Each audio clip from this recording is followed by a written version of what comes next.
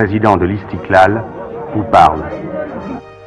Nous sommes à côté de Sa Majesté parce qu'elle représente pour nous le symbole de l'unité de notre pays et parce qu'aussi elle lutte au nom du peuple marocain pour la libération des territoires marocains. Le Maroc sous protectorat franco-espagnol depuis la signature du traité de Fès en 1912. Les résistants opposés à l'occupation coloniale commencent à exiger en douce la libération de leur pays, juste après la guerre du Rift de 1921 à 1926, un an avant l'arrivée au trône du 21e souverain alawite, Sidi Mohamed Ben Youssef. Le sultanat vit au gré des soulèvements populaires et révoltes un peu partout, de 1932 à 1934. Ces événements révèlent de nombreux leaders au sein du premier parti politique marocain en 1934, le Comité d'action marocain. Alal El Fassi, Mohamed Hassan Ouazani et Ahmed Balafrej prônent l'Istiklal, l'indépendance de leur pays.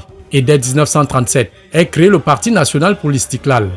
Décédé en 2017, Mohamed Bousseta fut militant fondateur et secrétaire général de l'Istiklal. Des instructions ont été données pour repérer les responsables régionaux et locaux de l'Istiklal. Alors tout l'appareil, on a accueilli tout le monde.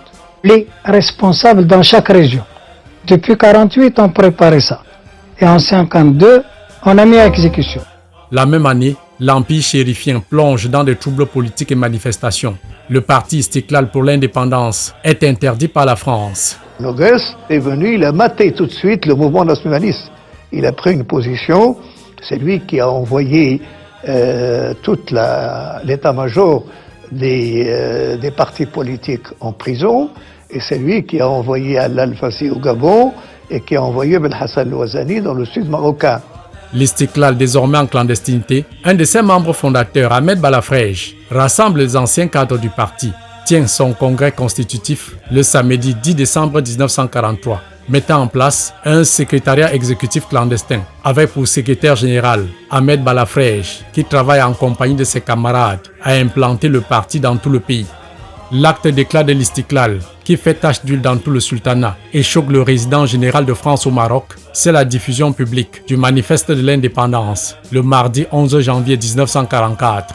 Lorsqu'ils ont présenté le manifeste, la résidence a décidé le lendemain d'emprisonner, de cueillir Yazidi, Balafrej et un autre Araba.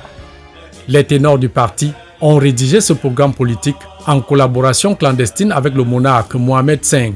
Le mot d'ordre était clair, aucune négociation avec l'occupant colonial, sans abolition préalable du traité de Fès de 1912. Et pour sa collaboration secrète avec l'Istiklal, les autorités françaises déportent Sa Majesté Sidi Mohamed Ben Youssef, déclenchant une vague de contestation dans le pays, suivie d'une répression coloniale sauvage. L'armée française a exécuté à Rabat, enfin, dans le champ de tir de Témara, un certain nombre de jeunes qui avaient manifesté pour cette indépendance. On leur demandait de rétracter leur allégeance au mouvement pour l'indépendance et ils refusaient et ils étaient fusillés. Le retour du monarque exilé est désormais la condition sine qua non à l'accalmie. La situation devenue incontrôlable et non maîtrisable oblige la France à négocier les clauses de son retrait du Maroc. Entre-temps, Ahmed Balafrej mène dès 1952 une vaste campagne diplomatique dans les instances internationales. Et depuis le Caire, un autre cadre de l'Istiklal, Alal El Fassi, lance un appel à la solidarité arabe et islamique le 20 août 1953. Ces efforts conjugués des cadres de l'Istiklal aboutissent au retour de l'exil du sultan Sidi Mohamed Ben Youssef, qui reprend son trône et conduit le Maroc à l'indépendance en 1956. Le parti Istiklal devient la première force politique du pays. Dans un système passé de la monarchie absolutiste à monarchie constitutionnelle, l'opposant Ahmed Balafrej devient le 12 mai 1958 président du conseil du premier et unique gouvernement intégralement istiklalien de l'histoire du Maroc, qui furent surnommés les grands bâtisseurs de l'indépendance dès 1957. Et quel chantier avait-il engagé pour ce début des travaux du Grand Maroc et des réformes? C'est à découvrir dans votre prochain magazine Terre de Sport. Une production du concept Agrisport et Cannes de Terre, pour une meilleure connaissance de l'histoire de la destination Maroc, terre d'agriculture et de grandes innovations. Pays hôte de la 35e Coupe d'Afrique des Nations de football et co-organisateur de la Coupe du Monde de 2030.